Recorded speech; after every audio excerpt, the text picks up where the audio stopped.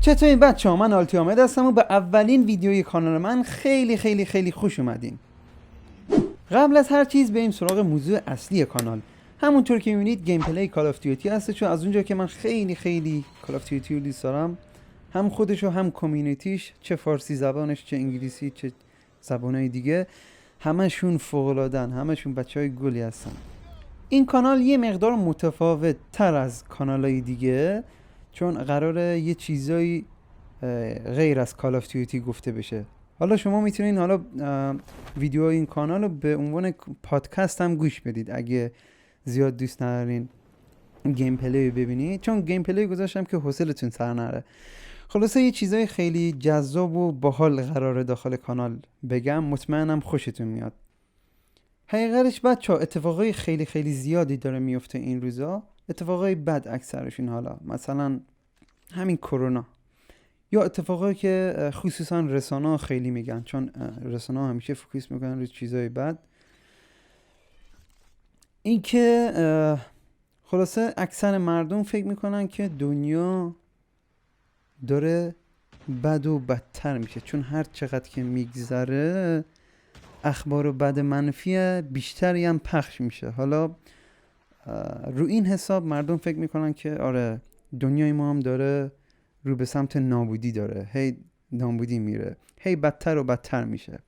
ولی اصلا اینجوری نیستش، یعنی جهان لحظه به لحظه وضعیتش داره بهتر از قبل میشه، یعنی لحظه به لحظه بهتر و بهتر و بهتر میشه. و دقیقا موضوع اصلی کانال منم همینه. واقعیتش اینه که اکثر مردم نمیدونن دنیا به چه سرعتی داره تغییر میکنه، یعنی اکثرا درگیر مشکلات خودشون هستن، حقم دارن، و اینکه به این چیزا توجه نمیکنن. حالا موضوع اصلی کانال منم همینه که بیام این چیزا رو برای شما دوستان عزیز بگم. قبلش از شما دوستان عزیز یه خواهشی داشتم، حالا میخواین انجام بدین میخواین انجام ندین، اینکه رسانه ها رو به طور کل فراموش کنید. یعنی چه حالا داخلی باشه، صدا سیمای خودمون باشه، چه حالا رسانه های خارجی، کلا اصلا نگاهشون نکنید. چرا این حرفو میزنم؟ چون خوراک رسانه ها خبرهای منفیه و خوراک مغز انسانم گفتم که خبرهای منفیه، یعنی فوکوس کردن رو خبرهای منفی. یعنی از هر 100 تا خبری که مثلا میشنوین، مطمئنم بالای 80 تاش خبر منفیه و 20 تاش مثبته. تازه اون 20 تا مثبتی هم یه سری خبرهای منفی قاطیش میکنن و همینم باعث میشه اکثر مردم به این فکر کنن که دنیا داره به سمت جای خیلی بدی کشیده میشه. البته اینم بگم من منکر خبر منفی نیستم، نمیگن اصلا وجود ندارن، ولی شما اگه رسانه ها رو دنبال کنید مطمئناً به جای خوبی نمیرسین. و کلا خبرهای خوب و مثبت میخوام بزنم. البته من گفتم منکر خبرهای بد و منفی نیستم. خبرهای منفی ماشاءالله همه جا پره، یعنی هر جا، داخل یوتیوب، داخل تلگرام، رسانه. اگه خبرهای منفی میخواین برین اونجا ببینید.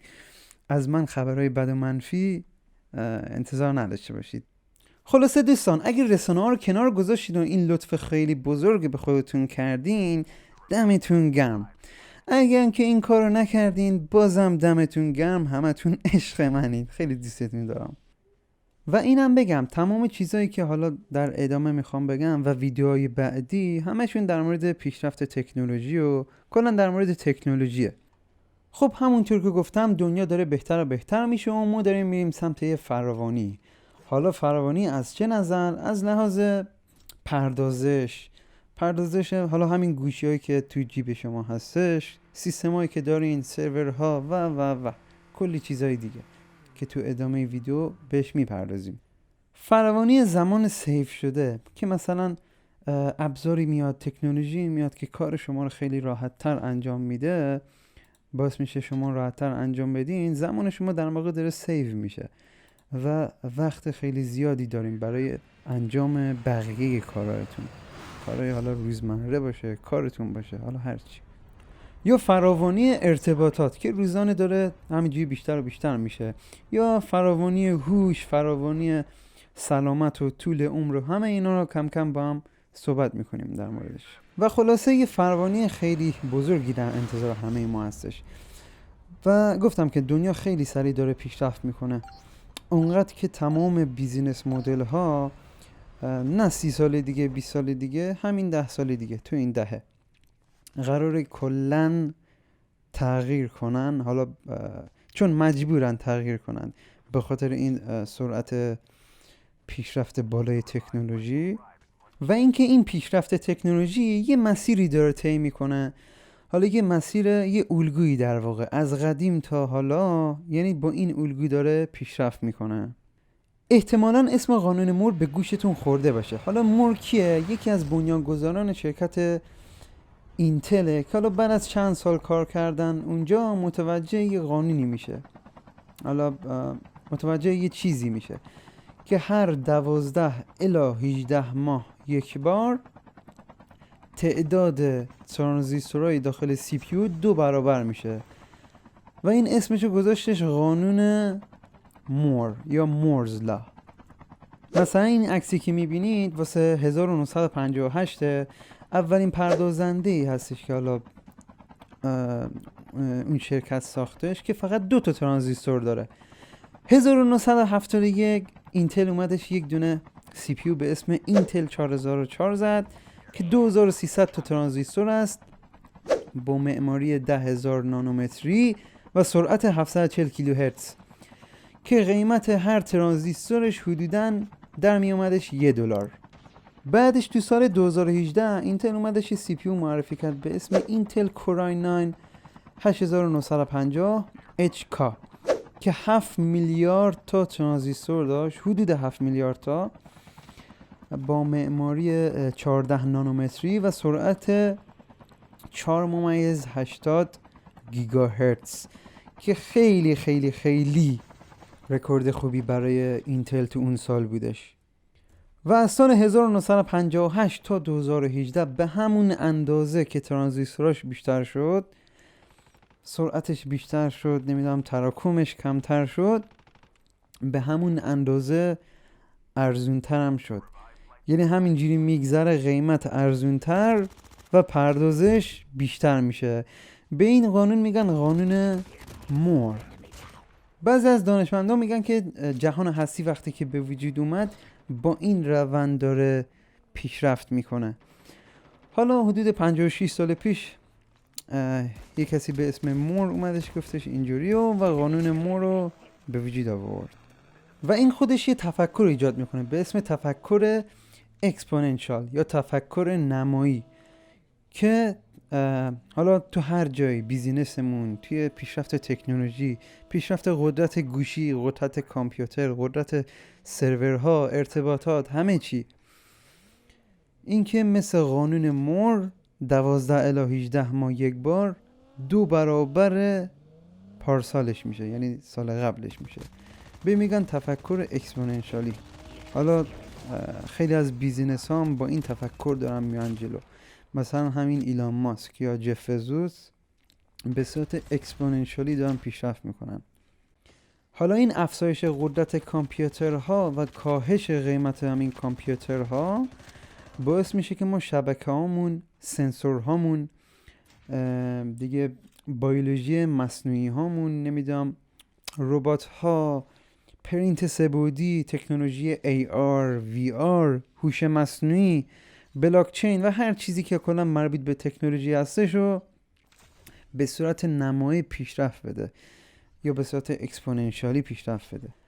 کلا تو گذشته مدت زمانی که واسه حل یه مشکل میذاشتن خیلی خیلی خیلی زیاد بود، برای همین وقت نمیکردن برسن به حل مشکل. همینجور که ابزارها زیاد شد تایم اینا بیشتر سیو شدهش، همینجوری ایده های جدید و بهتر اومدش و کلا تکنولوژی باعث شد زمان بیشتری رو حالا ما سیو کنیم. حالا این زمان میتونیم، حالا بستگی به خودمون داره، یا میتونیم به حل مشکل جدید بپردازیم یا اینکه حالا تفریح کنیم، گیم بزنیم. مثلا خودتون حالا تعداد گیمرها رو مقایسه کنید که حالا از قدیم چقدر بود، الان چقدر شد و تو آینده چقدر میشه. اینو با خاطر اینکه زمان سیف شده، همین جوری که زمان میگذره تکنولوژی پیشرفت می‌کنه، زمان سیف شده هم همین جوری داره بیشتر میشه دیگه. روی این حساب تعداد گیمرام روز به روز دارن بیشتر میشن. حالا میخوام چند تا نمونه به شما نشون بدم که همین روند اکسپوننشیال داره طی میکنه که شما راحت تر متوجه بشین این قضیه رو.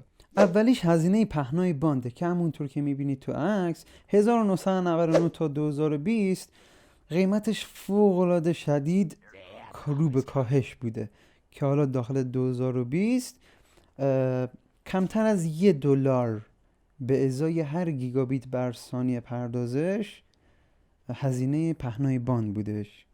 شاید با خودتون بگید که اگه هزینه پهنای باند همین جوری داره اکسپوننشیال میاد پایین، پس چرا قیمت اپراتورها ثابته؟ چرا اون ارزونتر نمیشه؟ باید یه چیزی اینجا در نظر داشته باشیم که تعداد افرادی که به اینترنت متصل میشن روز به روز داره بیشتر و بیشتر و بیشتر میشه.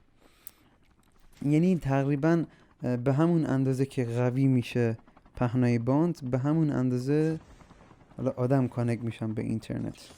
تا جایی که همه کانکت بشن به اینترنت و حالا این پهنای باند به صورت اکسپوننشیالی پیشرفت خودشو انجام بده، اون موقع ما شاهد حالا کاهش قیمت شاید باشیم.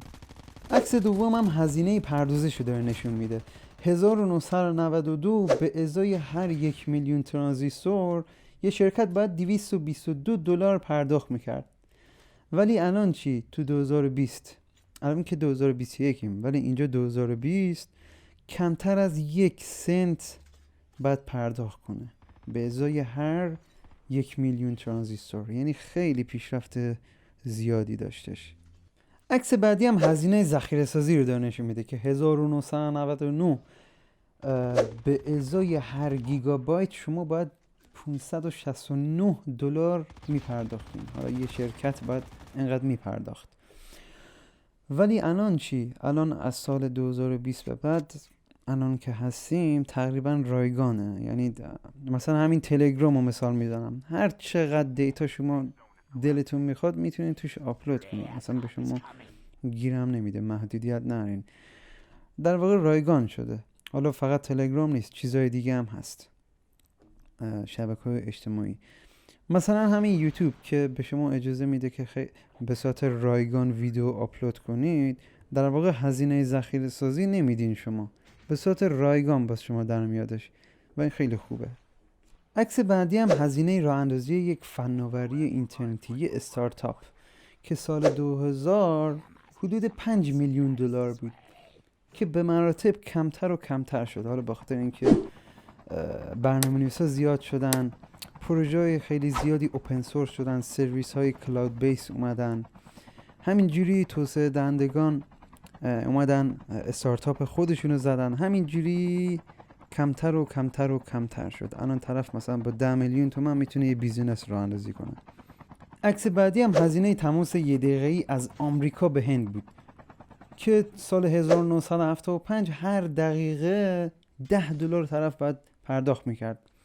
ولی امروز چی؟ کمتر از 1 سنت، دقیقه‌ای کمتر از 1 سنت، یعنی 1000 برابر ارزونتر شد حدوداً و همینجوری داره ارزونتر میشه. عکس آخر هم میزان دسترسی مردم دنیا به اینترنته. همونطور که تو عکس میبینین سال 2010 1.8 میلیارد نفر به اینترنت دسترسی داشتن. 2017 شد 3.8 میلیارد و پیش بینی میشه تا 2022 تا 2025 کل مردمای دنیا، کل آدمای دنیا به اینترنت وصل میشن. نه از این اینترنتی که الان داریم، اینترنتی با سرعت چند گیگابیت بر ثانیه. حالا این افزایش قدرت کامپیوتر باعث شد بعضی از شرکت‌ها به فکر ساخت BCI بشن یا رابطه کاربری کامپیوتر با مغز انسان، مخفف Brain Computer Interface، مثل شرکت کرنل، شرکت نیورالینک واسه ایلان ماسک، اوپن واتر، فیسبوک، گوگل، IBM، برین گیت، پارادرومیکس، دارپا و چند تا شرکت داخل چین و با روسیه. هدف نهایی تمامی این شرکت‌ها اینه که هوش و حافظه انسانو چند میلیون برابر یا حتی چند میلیارد برابر بیشتر کنن. حالا چطوریشو دیگه خودشون میدونن، من نمیدونم. خلاصه این پیشرفت اکسپوننشال انقدر ادامه پیدا میکنه تا به این نقطه میرسه، به این نقطه‌ای که نمیشه واقعا بعد از اونو تصور کرد، یا حالا دانشمندان نمیتونن پیش بینی کنن بعدشو. چرا؟ چون سرعت تغییرات به شدت زیاد میشه. به اون نقطه میگن نقطه سینگولاریتی یا تکینگی به فارسی. حالا این کی اتفاق میفته اصلا معلوم نیستش. بعضی میگن 5 سال دیگه، یه دانشمند میگفتش 2035، یکی میگفتش 2045. حالا خودم نظرم رو 2045. خلاصه نظرهای زیادی روش داده شد، اصلا معلوم نیست کی اتفاق بیفته، اصلا معلوم نیستش. خلاصه بچه ها، اینم از واژه سینگولاریتی و تفکر اکسپوننشالی. شما هم اگه بیزینسی دارین بهتره با این تفکر برین جلو، یعنی فروشتون رو سالانه 2 برابر سال قبل کنید، که تقریبا دیجیکالای خود ایران تقریبا داره با این تفکر میره جلو. فروشش همینجوری داره بیشتر و بیشتر و بیشتر و بیشتر میشه. حالا شرکت شیائومی هم با همین تفکر داره میره جلو. گوگل، فیسبوک، شرکت‌های گنده هم با این روند دارن پیشرفت میکنن. خلاصه بچه‌ها، ما واقعا تو بهترین دوران تاریخ بشر داریم زندگی میکنیم. یعنی شما واقعا خوششانس‌ترین آدمای روی کره زمین هستین که الان دارین زندگی میکنین، تو این زمان به دنیا آمدین. ولی خب گفتم که این رسانه و این خبرهای چرت و پرت باعث شد ما این چیزها رو نبینیم و بهش توجه نکنیم. خب اینم بود از واژه سینگولاریتی و تفکر اکسپوننشال یا تفکر نمایی. مرسی که ویدیو رو تا اینجا تماشا کردین و امیدوارم تونسته باشم اطلاعات خوبی به شما انتقال بدم. اگه خواستید این ویدیو رو میتونید واسه دوستاتون، آشناهاتون، هر کسی که فکر میکنید ذهنیت حالا منفی نسبت به پیشرفت تکنولوژی داره یا فکر میکنه که الان جهان داره به سمت بدی کشیده میشه، براش بفرستید.